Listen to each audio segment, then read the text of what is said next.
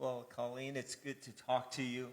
You've been just telling me how God's been interacting in your life. And several years ago, quite a few years ago, you had liposuction surgery. And what was the result of that surgery?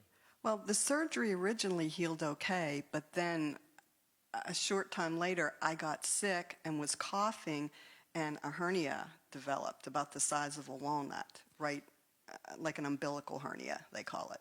Now, with hernias, what's the solution to hernias? Surgery to repair it. 50% of the time? All of the time. All the time. Unless God intervenes. And you know this because you are a registered nurse. You're a registered nurse. So you have this hernia, and what did the doctor say? Well, the doctor said that I could monitor it for a while and I would be able to, they call reduce the hernia myself, but if I ever couldn't reduce it, to get to the emergency room immediately, that I would need emergency surgery. So I had young children. I was just figured I'd do that as long as I could and then eventually have the surgery because I was a nurse. That's what you do when you have a hernia. Well, my friend, who was our church secretary at the time, decided that I had had enough medical issues in my life and I did not need surgery, and she wasn't going to let me have surgery. So she started praying fervently for God to heal me. And I'm like, God, that's really sweet. You know, Andrea is so nice. But I really didn't expect him to heal me.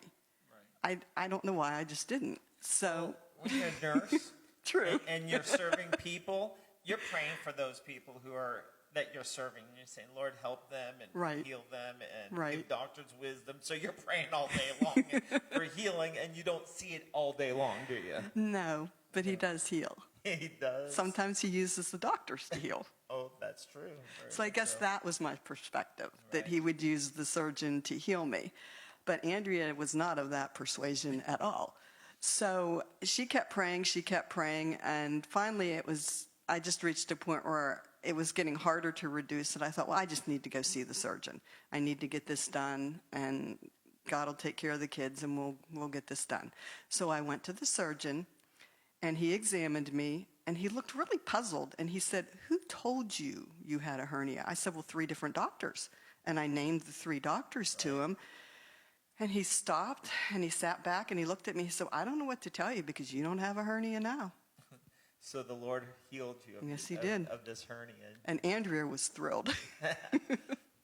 You know what? Your friend Andrea. Yes. I hope whoever's listening to us, maybe you're the Andrea praying for a friend. You're here like, they've had enough, Lord. They've had surgery after surgery after surgery. Lord, I am going to pray, and I'm going to pray. And I'm thankful for Andrea's in our lives. I am too. Very thankful. So today, if you have a friend, don't give up praying. God is able to heal, even when the person themselves is saying, oh, I'm going to be fine, I'm going to go to the doctor, that's fine. But sometimes the Lord listens to the friend and says, you know what, I'm going to heal her. Can I add too, physically, I was in such a weakened state at that point, maybe I wouldn't have survived the surgery. I don't know. All I know is that God laid it on Andrea's heart, and she was obedient to the Lord, and he healed me without the surgery. Well, thank you for listening today. I hope that you're encouraged to keep praying for your friends. Keep praying, because God does answer prayer.